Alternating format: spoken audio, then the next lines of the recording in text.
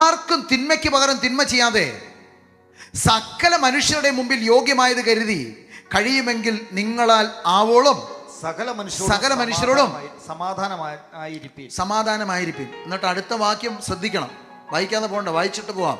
ഞാൻ പറയട്ടെ, ബാക്കി ദൈവം നോക്കിക്കോളും.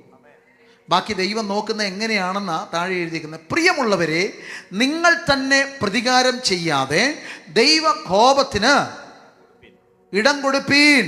പ്രതികാരം എനിക്കുള്ളത്, ഞാൻ പകരം ചെയ്യുമെന്ന് കർത്താവ് അരുളി ചെയ്തിരിക്കുന്നു. നീ യുദ്ധം ചെയ്യാനും പ്രതികാരം ചെയ്യാനും വഴക്കുണ്ടാക്കാനും ഒന്നും പോയാൽ അത് ശരിയാവത്തില്ല. അത് ദൈവം നോക്കിക്കോളും.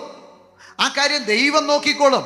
ഗെരാറിലെ ഇടയന്മാർ വന്ന് ഇസഹാക്കിൻ്റെ അവകാശത്തിൻ്റെ മേൽ തങ്ങളുടെ ആധിപത്യം ഉയർപ്പിച്ചപ്പോൾ അവൻ അവിടുന്ന് മാറിയതുപോലെ ചില മേഖലകളിൽ നിന്നൊക്കെ നീ ഒഴിഞ്ഞു മാറി നിന്ന് ദൈവമുഖത്തേക്ക് നോക്കി നിന്നാൽ നിനക്ക് പരാജയമല്ല, നിനക്ക് തോൽവിയല്ല ഉണ്ടാകാൻ പോകുന്നത്.